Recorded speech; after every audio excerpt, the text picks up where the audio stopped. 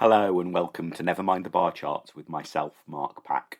Or rather, welcome to another special edition, joining up with the Lib Dem Pod team and John Potter. So, with no more ado, let's go over to John.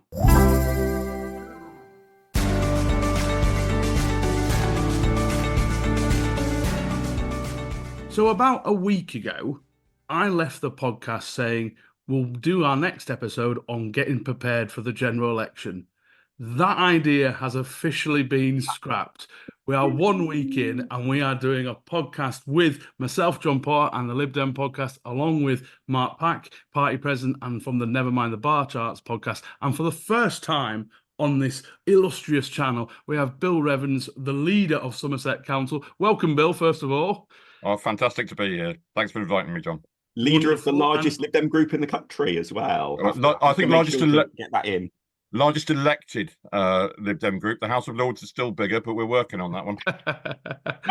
And as you heard there, we do have Mark Pack. So, Mark, we will start with you. This whole episode is 1 week in. What have we learned and what do we do from here? So I suppose thinking about the Lib Dems, start of all, 1 week in, what have we learned? It's all started remarkably smoothly. I was in our HQ for the first time during the campaign about 48 hours after Rishi Sunak had called the election. And, I'm sure, you, John and Bill and others listening have, been to a parliamentary by-election early in the campaign, and you've got all of that feel of a campaign, desperately gearing up, finding the property, all of that. It didn't feel like that at all. It was almost felt like I'd walked in the middle of week 3 of the election campaign. Both our staff and volunteers have done an absolutely fantastic job at getting the campaign up and running in a way that it feels like the Tories have been caught on the hop more than us. My first canvassing session was in one of our target seats. Huge crowd of Lib Dems, loads of people out, already got new leaflets for the election. And our Tory opponent in that seat was still on holiday. Sort of think, which one of us was the one that could have had the advance notice here? So really impressive how quickly and smoothly everyone is geared up.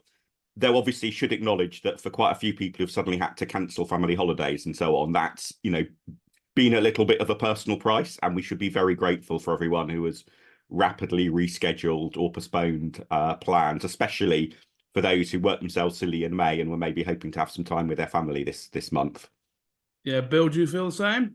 I think the incredible thing is how unprepared the Conservative Party was for this election, right from Rishi's prancing in the rain outside Downing Street. I'm hearing from Conservatives locally that they had absolutely no idea that this was gonna happen. Caught them completely on the hop. They've got candidates not in place in held seats. So Wells and Mendip Hills in Somerset. The Tory MP stood down weeks ago, and they still haven't got a candidate there. And the general election campaign is going on. Meanwhile, of course, good old Tessa Munt, she's out there knocking on doors and delivering leaflets and turning the hedgerows orange with skateboards. So it's great to see us getting the flying start when they fire the starting pistol. And I suppose we should thank regional officers. I think often party HQ staff are often maligned and forgotten about how much they've got to do. But regional officers, so in the Northwest, we have entered this campaign with every single seat ready to go. From non-target to absolute, the target seats of Hazel Grove and Cheadle and Tim's seat and everything else, they've all been sorted. Candidates are in place. And we know, and this is a word of advice to all Lib Dems, there will be stuff that comes up. So there'll be candidates that had to drop out. There'll be candidates for or whatever happens. Things come up. But I will say the Lib Dems have been remarkably sorted. And even to the point where, I'm not breaking any secrets here. Our flying start kind of leaflets, but our teams had them printed in March, ready to go, even bundled up with deliverers, say, hold on to this, put it on a shelf. As soon as the election calls, go. And that is wonderful organisation from the top to the bottom, actually, across the country to be able to get that sorted. But I suppose one of the things that has started with us is obviously the Ed Davey stunts. Now, I don't know, Mark, if HQ's had to up the public liability of our leader in terms of this. Is this now a cost that we've had to do? But for me, I know some Lib Dems, I'll go to you first, Bill, but some Lib Dems can be like sneering about this. But for me, we get so little attention in the media. This is something that is cutting through. And actually, Lisa, why is he on Lake Windermere? Well, actually, it's about the sewage campaign, and it's a way of getting through, isn't it, Bill? Yeah, absolutely. And I was surprised that we didn't have Tim Farron doing full immersion baptism of Ed Davey in Lake Windermere as well. Just to add to the excitement. Yeah, it gets the media's attention, but as long as it's directed towards a campaign message, it's great. If we're just being silly for headlines, then we're asking for trouble. But yeah, absolutely. And just to build on your earlier point, we were in a full council meeting at the time the general election was called, and we got eight parliamentary candidates across all the parties in the room, and our guys were itching to leave the room, and I told them, no, we've got a vote to get through first. You can go after that, and I'm told that we had 50 stake boards up in Taunton and Wellington by the end of play that day. So fair play to the team that they went straight out off the marks and got out there with delivering, putting up boards and everything. It's great. We've got to have that visibility. The stunts bring it, but the local campaigning brings it too. Yeah. Absolutely, and I can almost beat you. So I was at ALDC HQ delivering a webinar with Hannah Kitchen about how to keep your council seat for new councillors that have just won it, and, and we could just, because we knew it was coming. Obviously, from about midday, I think we kind of figured it out. And Hannah Kitchen's messaging me saying, "Are we actually got to do this?" I said, "Well, we have to do it until it's actually announced." And the webinar was happening as it was announced, and you just saw people's concentration slowly going. But Mark, yeah, in terms of from HQ's point of view, I suppose we should also point out how much work goes into these stunts, because I was at the Welsh Party bicycle launch. It was actually just yesterday as we're recording this, and actually getting all that sorted, getting the press where they need to be, getting the volunteers, making sure the area is secure, you've got rights to do what you want, making sure Ed knows what he's doing. It's a mammoth task. Absolutely. And there's my favourite photo actually isn't from Lake Windermere. It's with Ed doing the Welsh campaign launch with Jane Dodds and David, our sort of constituency candidate. And Ed is sort of freewheeling on a bicycle down a very steep hill, legs spread out. And I've just got this image of, at various points very early on a Sunday morning in previous months, Lib Dem press officers sneaking up that hill to try freewheeling to get the photo angle exactly right to plan it out. But I think there is a serious point to all of this, which is actually one of the things that our 2019 election sort of post-mortem highlighted. Was in 2019, one thing that Boris Johnson was really good at, and his campaign was really good at, was the really strong visuals.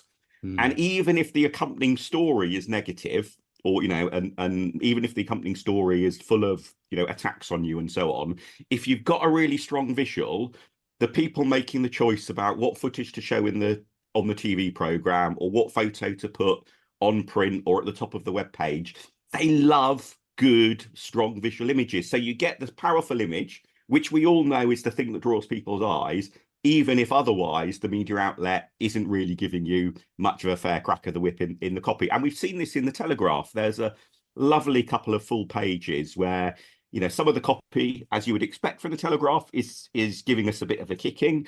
But then you've got this huge photo of Ed and Jess, our candidate in Chichester, sailing on a boat. On that occasion, I think probably Jess was grateful that it was just all in the boat, no direct contact with water required.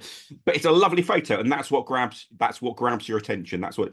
There is serious thought behind it, but also I think people want politicians to be authentic, and they want to believe that the party they're going to support is doing well. And so just being relaxed and confident, and if you fall in the water, taking it good humour and getting straight back up and then falling in again.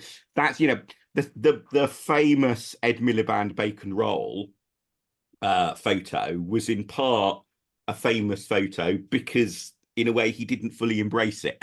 It was, oh no, this isn't gaff, this is horrible, isn't unfair. No, it's just have a bit of fun. Yeah. Absolutely. And I suppose going on to beyond stunts is what local parties can and should be doing. And Bill, you've already raised about getting visual early, but obviously we a lot of campaigners listen to this podcast. So obviously with a truncated timeline and a snap election, everyone has been caught on the hop with this, like I say, especially Tory MPs, it appears. But actually, things like, so I've talked to my council officers about, okay, ring up your councils, find out when your postal votes are landing, because that's really crucial, because everywhere will do it slightly different. So I know exactly when mine would, my parliamentary seat, when they will, the first day they could possibly drop. Figure that out. Get your state boards out early, because again, getting out early visually, because like I said, things will happen in your campaign that you can't think. So we've now got a local by-election, annoyingly, on the same day as the general election. So this is stuff that you can't prepare for. Decided the former Labour MP for South Ribble, David Borrow, who's a Preston City Councillor, has had a big argument with the Preston Labour Party and has designed to resign and at the same time as the general election. So we have all that to deal with. Or your printing's delayed because we've had a bank holiday right when you'd actually expect, or Royal Mail's being slow checking your artwork. There will be things that come up, and just remember, take a breath and just do what you can. Because Bill, I suppose with this thing, I mean, you've been around for lots of campaigns. You can make the best laid plans you can, but there will be stuff that will come up. Yeah, in any campaign plan, the first rule is flexibility. I don't think I've ever had an election campaign where my car that hasn't broken down at some point.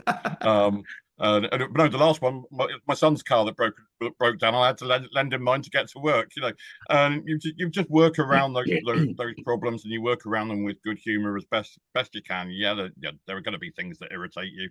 It's a very high pressure emotional time, especially especially when it's your name on the ballot paper. But the reality is, the general election, we're part of a team, and it's that Liberal Democrat team that gets us over the line. I've fought elections in good times and in bad, but you've got to enjoy them all, and getting that visibility. In terms of local photographs, I remember reading a really good book by, I can't remember who it was by, and there's something about the left nostril photograph. I can't remember anything. Mark, perhaps you could remind me. You're a well-read chap. Yeah, it's my basic tip is, if you ever look at campaign photos, I have never seen one taken from too close in. There are loads that are taken from too far away, but there's never any where you think, oh my goodness, I can see the candidate's left nostril. This is far too close in. So whenever you're taking a photo, however close you think you are, always take an extra step forward. If you're on the edge of the pavement, look before you take the step forward, obviously, but always take a step forward, because you can always get closer. It always makes the photo better. It's almost like, I think, good campaign photos are the opposite of good holiday photos. So with a holiday photo, you sort of know that you and your partner, child, whatever friend were on holiday, and you being small in the photo, but the background where you were, that's what you want dominating the photo.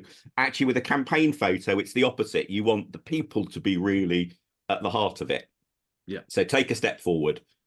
Absolutely. And so we're going to talk a little bit now about what as Lib Dems we should be doing now, because clearly we constantly mention about targeting, whether that's in your local wards, whether it's where your councils, but in a general election it's especially important. We've talked about how Lib Dems have a few dozen seats that we are basically just by-elections. We have just got to pump everything into them, and whether you're places like Bill, which has a lot of target seats around there, or Mark in London, you have a good wodge of seats that you're hoping to. It was so lovely getting the train the other day and thinking, this train goes to 3 target seats. Yeah. I can choose. I've got a choice here. That's lovely.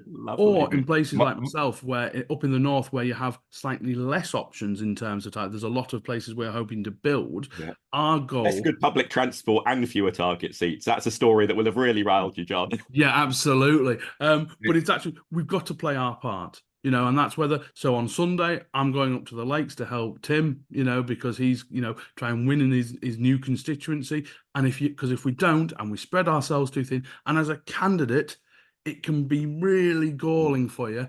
But you've got to remember that if, say in my patch, the Lib Dems go from 1 seat up to 3 in the Northwest, that gives us capacity to move forward in future years. And it's just having sometimes that longer term view, as frustrating as it wants to be, because all your friends are saying, yeah, go on, do it, well done, congratulations, you're going to do it. But Mark, we've just got to be disciplined, I suppose, at this point. Yeah.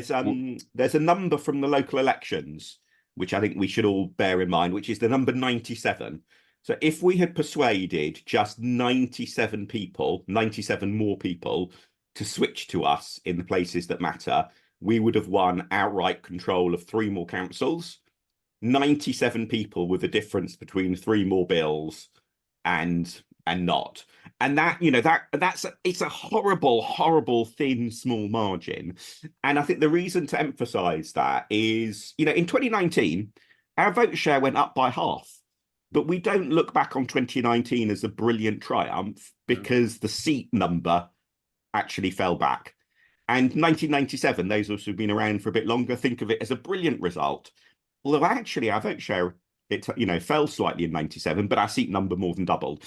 The number of seats we get is the absolute determinant of whether we will have a success or not. Now, I was talking to a chap who has got a council by-election in a Labour ward coming up, in which he's the candidate. He's been doing stacks loads of canvassing. I'm certainly not going to begrudge him working really hard in his council by-election and maybe, having a chance of taking a seat off Labour. But in as much as we can, if we're not in target seats ourselves, helping up the seat number is really crucial, because we all benefit from that. More MPs, more often Ed will be on PMQs in the next Parliament, the more voters in all of our seats will see the Lib Dems in the media, for example. And just before Bill comes in, I suppose I'll use the example, because we've got, like I say, now a council by-election. One of the seats we took off Labour just a few weeks ago. So for us, it was like, it's a chance for us to really go out again. But we have to remember that this seat will come up again in 18 months. That's what we've got to remember. So, and it's going to be those of you that do have local fights at the same time, because I know there are quite a few that have been called since May, is that you are going to have plenty of chances to do it in terms of if you're electing in thirds, but also how difficult it's going to be so we're working on, like, if turnout doubles, and I remember 2015 when we had council elections and we had a ward where we had basically a 500 majority the year before and the year after. On the combined day, it went down to 13. That's how close and that's how difficult it is when you have a combined general and local election. And Bill, I suppose you'd kind of reiterate all that, I imagine. Yeah, absolutely. I was just thinking about Mark's train ride, and I think I've got bicycle rides to where I can hit 3 target seats from where I live at the moment, which gives me a fantastic choice of places to go and campaign. And I will try and get to everywhere. That where we got a strong chance of winning an MP, not discounting some unexpected eventualities as well. I think this is going to be a very strange election, particularly if reforms take more votes off the Conservatives than we're thinking. So they seem to be a little bit shambolic. One of the things I would say to those hosting constituencies, when people come, make sure you're welcoming and make sure you give people lots and lots to do. And my final thing would be I remember an election where I had either poll I was absolutely knackered, and I had one more pile of leaflets to do, and I just thought, I can't do it and make my way through polling day. I ain't going to do that pile of leaflets, and I lost by 20. And I've always thought, my goodness, if I'd just gone out and delivered that 200 leaflets, would that have made the difference? Don't leave anything. Don't leave anything back. Put every ounce of energy into making sure we get the result. And Mark's absolutely right. The success criteria in a general election is how many members of Parliament we end up with, because that will influence how we do over the term of the next Parliament. So, if we're well into the 30s, 40s, 50s, as some of the opinion polls are telling us, that is a fantastic result for the Liberal Democrats. So we need every vote, but we also the first criteria is every single seat that we win in Parliament. Before we move on, Bill, I'm just conscious, because obviously quite a lot of people listening to this are also in local government as well, councillors, campaigners, activists, leaders of the opposition. So from your point of view, as in running a council, how are you going to balance that these next 5 weeks now, in terms of, and still do, because obviously I think so, I'm now leader of the opposition, I've now got to start a whole new scrutiny regime and all that sort of thing, so I have to kind of work this in along with a general election chaos. So I mean, I assume some of your officers are cancelling non-important meetings and things like that. But how are you dealing with that as a council leader? Yeah, absolutely. It's around managing your time effectively. So if I'm not going to be able to go knocking on doors at 7 o'clock in the morning, so that's the time to deal with the email backlog. Not during the middle of the day when I could be knocking on doors or pushing pieces of paper through them. You make sure you manage your time effectively, and there's a really good book, which one that wasn't written by Mark Pack actually, called "Will Does It Make the Boat Go Faster?" which is about the rowing eight in one of the Olympic Games, and every decision they made was around will it make their boat go faster? So will it make our MP tally go higher? Will it make our vote go higher? We think about it in that perspective, but we mustn't forget that in running councils, we do things that affect people's lives on a day-by-day basis. So there are times when councillors, particularly those who are in control, will need to take a step away to deal with something that may well be absolutely essential to somebody's life. That's as many folk will realise, we spend a little bit more as Liberal Democrats in local government than we do in Parliament. We're possibly the more influential than our MPs, although the media and the party may not realise it sometimes. No, and when I was talking earlier about things that come up, for people like myself as a councillor, it'll be like a certain situation comes up, or a certain, levelling up fund bid has a critical deadline, or something like that, that you just know, as frustrating as it is, and it will be the one sunny day of the week that it happens, that you can't, but you just have to carry on. But speaking about just have to carry on, let's get on to the Tories and how this week has been, because I'm of the opinion, obviously there's funny things that we as complete political nerds find quite amusing. Rishi Sunak going to the Titanic Museum and Quarter, which is absolutely brilliant in Belfast. If anyone does, it is an absolutely brilliant museum, an area of Belfast to go to.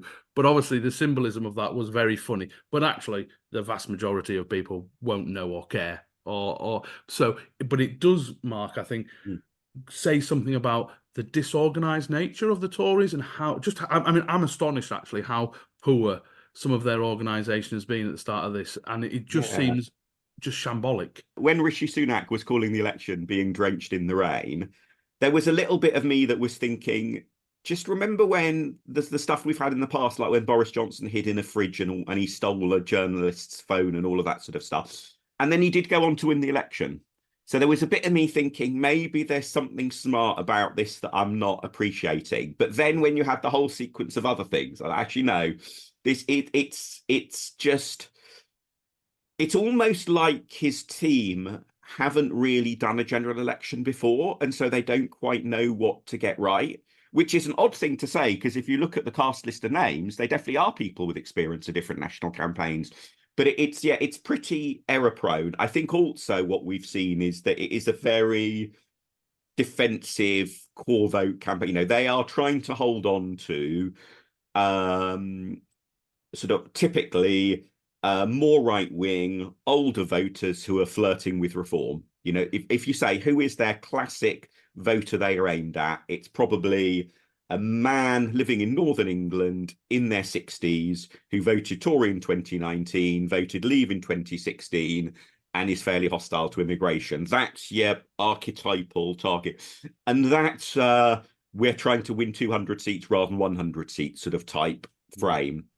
So it'll be interesting to see whether they become a bit more optimistic in their campaign, and whether actually, Rishi Sunak spends more of his time, say, down your way, Bill. But at the moment, it seems like it's a very defensive campaign, which is, good news from our point of view about what that's telling us, what that reveals to us about what their data and their polling is telling them. That said, there have definitely been elections where we've gone in with great hopes, and those hopes have not lasted through till the exit poll on, 5 minutes past 10 on polling day. So for all the Tory campaign seems to be stumbling, we definitely shouldn't underestimate them. And the fact they will outspend us, probably 10 to 1 during this election. So they can throw a lot of money at at compensating for their stumbles. So I am pretty optimistic. I think things have got off to a really good start for us, but we definitely need to keep our eye on the prize of those target seats. But I mean, do they have any other option though? This is just on that about their strategy. I mean, I've said on the previous podcast, I would going after the far right kind of voter kind of thing. I don't know if they've already left them anyway, because reform is a natural kind of protest form, and if you're disgruntled, are you going to get them back? Whereas those moderate Tories that left them in absolute droves, to almost not push them aside, but kind of hope and pray that they will stay with us while concentrating on the more fringe. I'm not sure that's a great strategy to be going on with, Bill, but is that like the only card they've got left? Yeah, I mean, it's clearly a damage limitation campaign from their point of view. They same as us. They want as many MPs as possible, and they will have done. They've got the money to do the polling and the focus groups and all of that. It will be a well thought out campaign to limit the damage that there is. But a conversation. Yeah, we're in a tricksy financial situation here in Somerset. We've had a number of conversations with government ministers. It's been very plain that they've been saying this is a problem for the next government, and that was it's never with the thought that they might be the next government, and they are merely in the game of trying to minimize the damage that's going to be done to their campaign.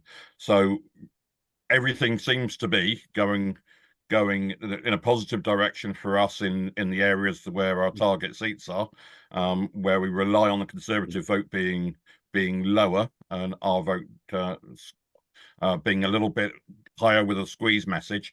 We're doing all the right things, but there's a lot of time in an election. I think all sorts of things can happen. All we need is for one scandal or one stunt to go wrong, and we're back on the defensive, and we might be in trouble. We've been through enough election campaigns to know that you don't take anything for granted until 10 o'clock on Parliament Day. There is one thing, though, that really puzzles me, which is why Rishi Sunak called the election when he did, in a way that sunk his incremental smoking ban. If you think about what might his legacy be, what might he be remembered for in 20 or 30 years' time? Actually, if he had got that legislation through, and given it had backing from the Labour Party, it would have almost certainly stuck through what is likely to be a Labour government after the next election. And in terms of, and I know, particularly amongst ourselves, because we're liberals and we don't like banning things, there's a very lively debate amongst Lib Dems as to whether it's the right or wrong thing. But if you just think about it from his perspective, if he had got that legislation through by calling the election slightly later and being really determined that was going to go through, as quickly as possible in Parliament, that would have been actually a pretty impressive legacy for him. It would have really made him stand out from Liz Truss, if we're talking about him versus Liz Truss, X years down the road. Whilst in reality, unless their campaign really pulls off something miraculous, they're much more likely to be bracketed together as the two faces. I'm just really puzzled at he appeared to be genuinely a believer in the smoking ban, which is why he wanted the government to ban something, despite being a right-wing politician who should be against that. He seemed to genuinely believe in it, but not believe in it enough to want it to be his legacy. It's just really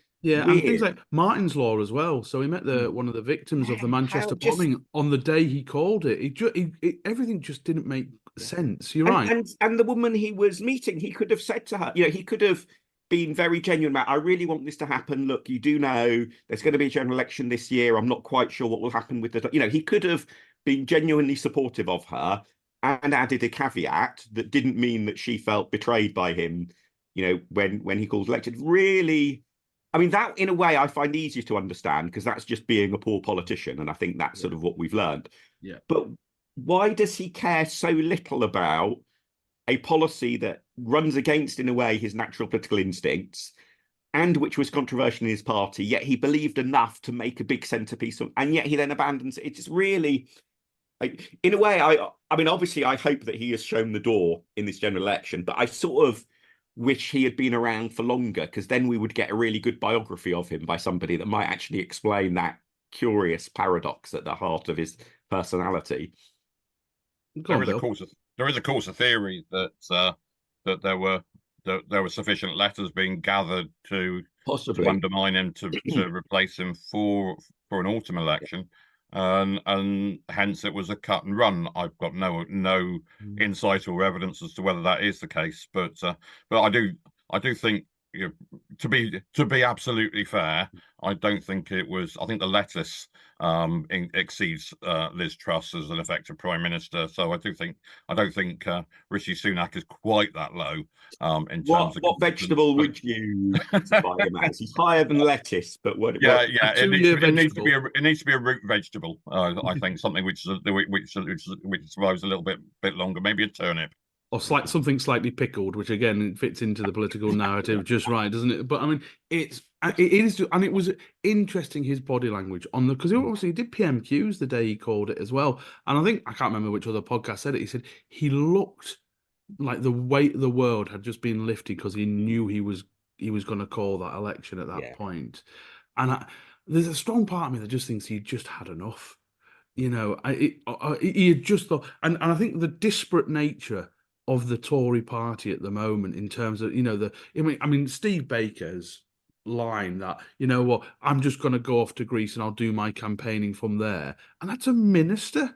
You know, I just think there's just no cohesion with it. I don't know whether they just dislike each other or they've just had too long in power or they're just thinking, all right, well, the exit's only months away. Now it's only a week away or weeks away. I don't care anymore.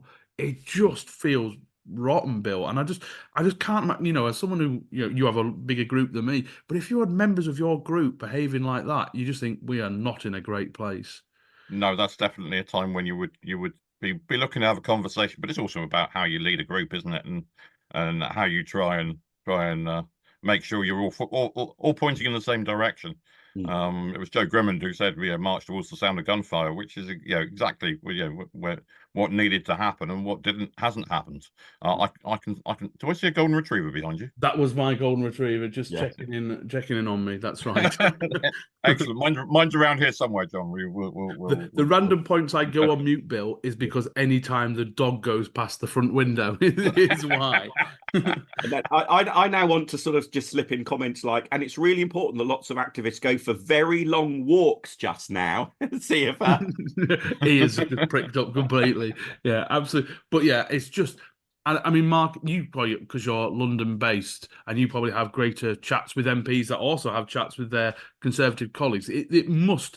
I mean, there's a resignation to them, I think, a lot of it. But I mean, what do you feel from a kind of HQ? I mean, I think part of it, I guess we have experienced on a very small scale something that's really happening in the Tory party, which is around our conference. You know, we have, when we've had to cancel conferences previously and the talk about what we would do for our conference this autumn before the election was called, people can get very irate if they've done something like they think they've booked some hotel rooms on the expectation something's going to happen and then it changes and then they have to cancel it. But for what's happened for a lot of Tory MPs and their families is they were, you know, told it's okay, you can book a summer holiday or the election will be in the autumn, extend the, you know, the rental contract on your flat for 6 months. So people feel in quite a personal way that their lives have been deliberately disrupted by the Prime Minister choosing to have his team tell them something that was untrue. And even within the confines of having to be, you know, secretive about when you might call the election, if you then are secretive, call the election, catch your own side on the hop, and then have dumped all of these people into these situations like, you know, I'm on the holiday with my family, that's just a really bad way of treating colleagues. And it just shows a complete lack of sort of empathy for fellow humans. And yeah, and it's I mean, we'll get on to empathy for fellow humans now by moving on to Labour. And now this is obviously, as we're speaking today, Labour have got maybe their first little wobble of the campaign. For those that don't know, we're recording just as the issue regarding Diane Abbott and another candidate in London as well being deselected. I mean, Keir Starmer's this is not new. Keir Starmer has been utterly ruthless in terms of candidate selection.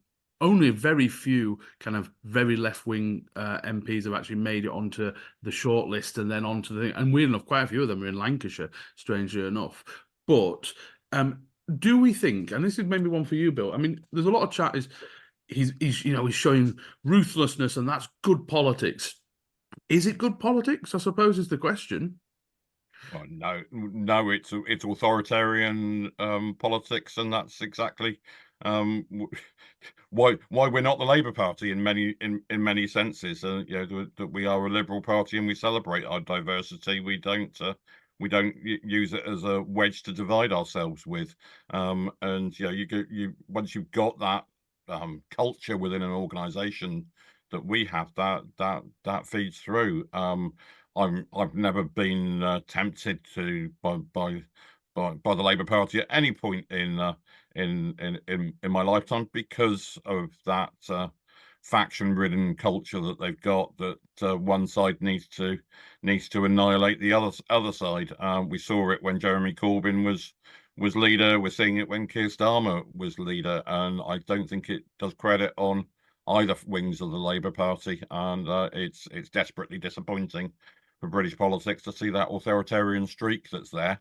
And it worries me if we do have a majority Labour government, that we will see that authoritarian streak shine through for the next term of this Parliament. And the need for the Liberal voice to be as strong as possible in Parliament is writ large.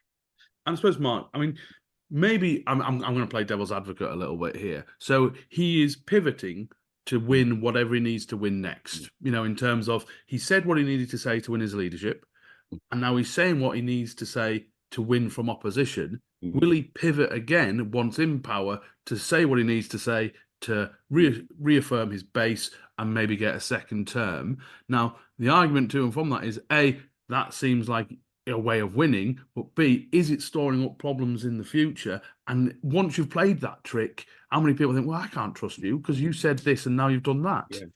I think my impression of him so far is that Keir Starmer is behaving in politics like he behaved before he got into politics, as in like a lawyer, by which I mean, if you're, say, a criminal barrister, you might rock up one week in court and argue really strongly about how conclusive the DNA evidence is in one case.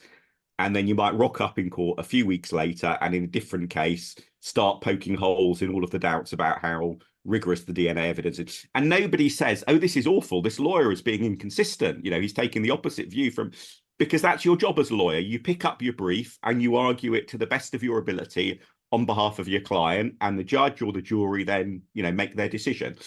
And in a sense, that's what you feel like what was the brief for winning the Labour leadership election?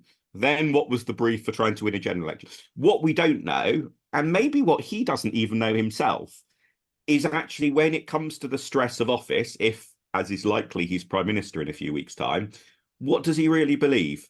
And I think if he does have a core set of beliefs that he is being very ruthless, even cynical about trying to implement, that will go a lot better for him than if actually at the heart of it there isn't any real core beliefs. And I think that's just an unknown. We will discover over the coming years. But I do think there is I think there is a degree of professionalism about the Labour operation, which we should definitely acknowledge, but in a very different way take that approach ourselves. So I think there is real value in a sort of democratic professionalism in that sense. I do think, people have heard me talk about our parliamentary selection processes and internal elections in the past. I often say we are not tough enough on ourselves. We are not rigorous enough in putting candidates through their paces, asking the really difficult questions, flushing out problems in advance, etc.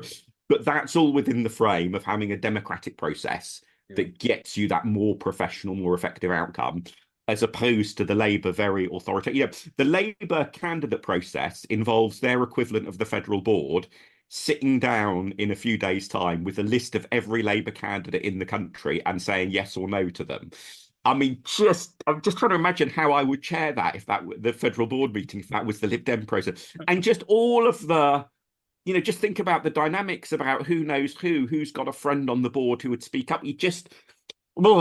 But definitely we should not, we should acknowledge that professionalism is important, but you can do it in a democratic way. And that's clearly not the path that Starmer has taken.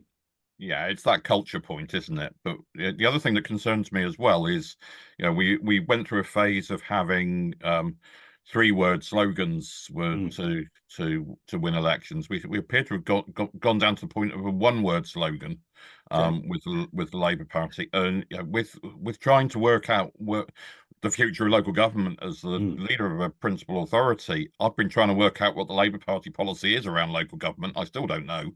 I doubt I will know until probably Christmas, and that's really worrying because if we do have a majority Labour government, I don't know what they're going to do.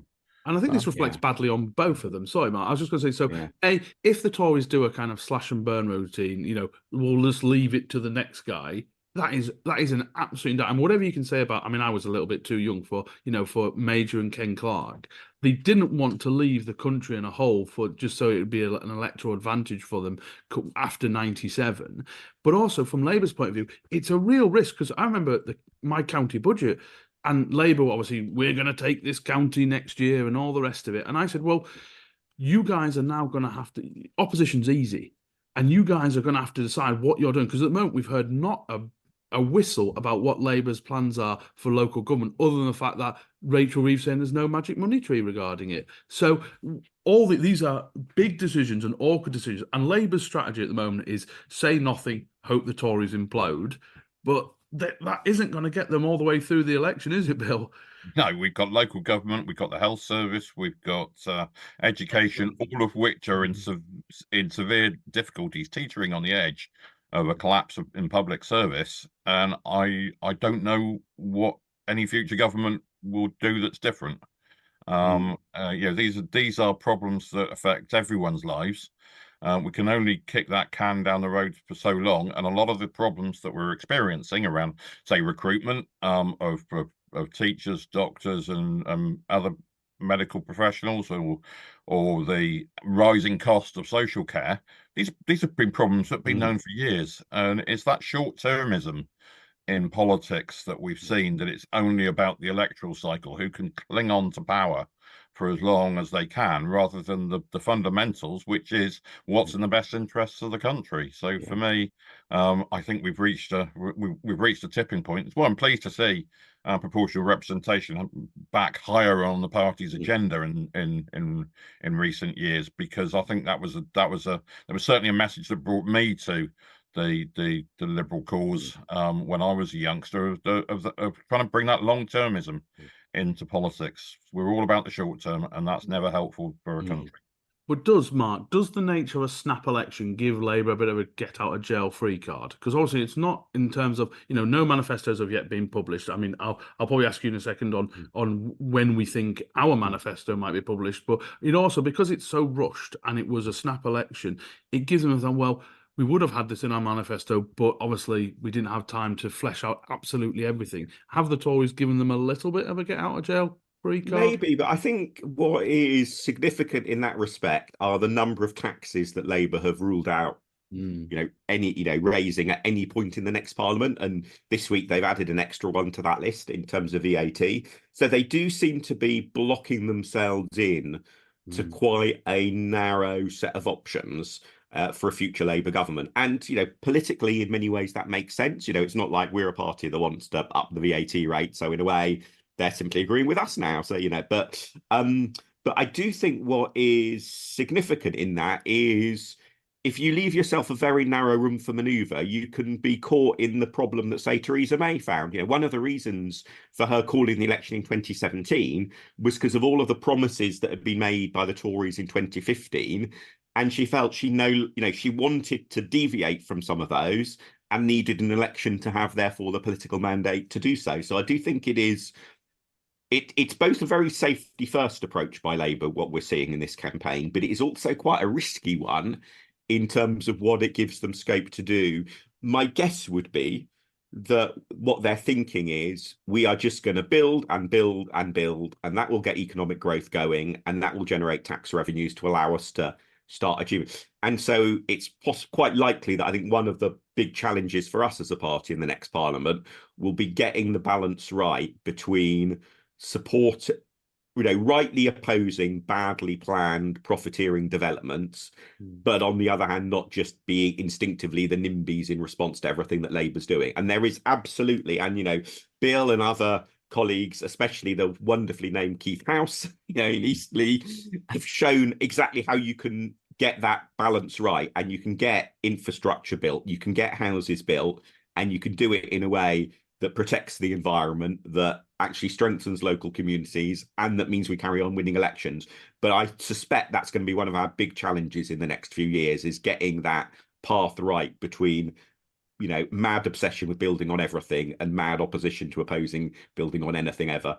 Yeah, and I suppose, I mean, one of the other things that we have to consider, I mean, obviously, all this is based on what we're talking about the next Parliament. Let's make sure the Lib Dems get enough Absolutely. MPs in there to be relevant in the next Parliament. But actually, the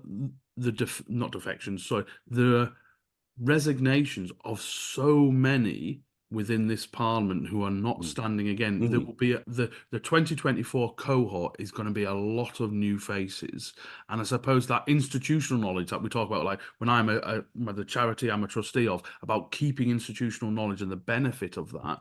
Now, what's going to happen in the next Parliament with that, with a lot of new candidates who are newly selected, not like used to the party machine or anything like that, that's going to be a really interesting dynamic in the next one as well. Because, I mean, for me, my prediction was Labour would have a majority of about 25, which is actually, if you think about the left-wing MPs and new MPs that are slightly less keen to obey the whip and a difficult economic circumstances, it could be a very, very fraught first term for the Labour Party. And as Bill mentioned earlier, us being a sensible, moderate, liberal balancing point within the next Parliament is really important. And I suppose then that kind of leads us right back to the start where we say, for us to have that balance, we need to get people elected. And so I'm going to, first Mark and then Bill, we're going to do lots of these episodes over the next 5 weeks where I'm not tired and exhausted from delivering and campaigning. But Mark, for the next week, what do you think Lib Dem activists across the country should be getting up to? Please help in your nearest target seat. You'll have had an email started going out from the party yesterday, letters in the post, asking members, giving members a specific seat to please go and help in.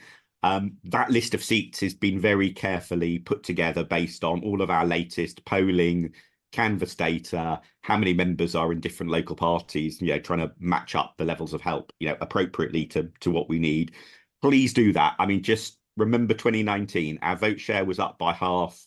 It wasn't a triumph. Seat numbers is overwhelmingly the thing that will make us happy or sad, the day after polling day. Alongside that, of course, lots more people suddenly, interested in politics because it's an election, and there's a really important role in building up local organisations. So if I can just give a quick shout out to Aylesbury, Cardiff in the Vale of Glamorgan, and North Edinburgh, Eastern Leith, because they're the 3 local parties that have recruited the most new members in the last week.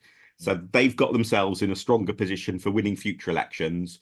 So build up your infrastructure locally and then go help win votes in target seats, because the more MPs we have, the more we'll be able to implement all of those lovely policies we've been talking about.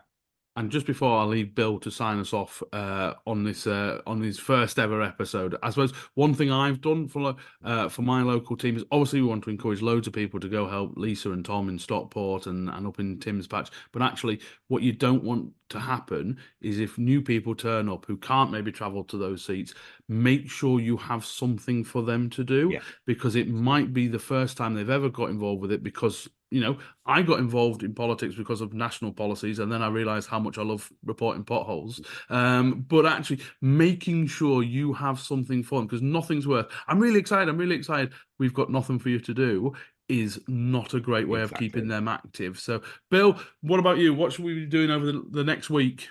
I'm just thinking back to previous election campaigns. So very much feel that our time has come. And we just need one more heave, and we should march towards the sound of gunfire.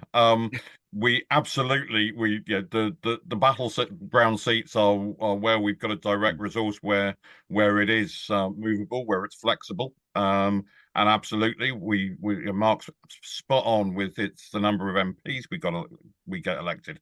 But John's also right. It's around us developing and building the party back up. Absolutely. places. So yeah, absolutely. We have to. Not everybody has the desire or ability to be able to get to a target seat some miles away. In which case, make sure they've got something to do, and make sure we show anybody who comes along, volunteers, make sure we show them some love, appreciation, and welcome them into our wonderful Lib Dem family. It'll be a fantastic ride wherever you end up, whether it's in a pothole or in Parliament. Absolutely wonderful. Absolutely. Well, thank you very much, Bill. Thank you, Mark, and thank you everyone for watching and listening to this podcast from the Lib Dem podcast and the Nevermind the Bar Charts podcast. Do go out there. I have actually just bought new running trainers because my last pair got me through the locals and have sadly not going to get me through the general. So do look after yourself, and remember, this is really important. You do need to give yourself breaks as well. You cannot run at 100% for 5 weeks without burning out. Make sure you have breaks. Make sure you have a weekend or an hour where you watch the football or the rugby or whatever it is. But keep going. Remember to talk to your team. Remember to get involved with those target seats, and we'll see you in another episode in about a week or so. Okay, thank you very much, everyone.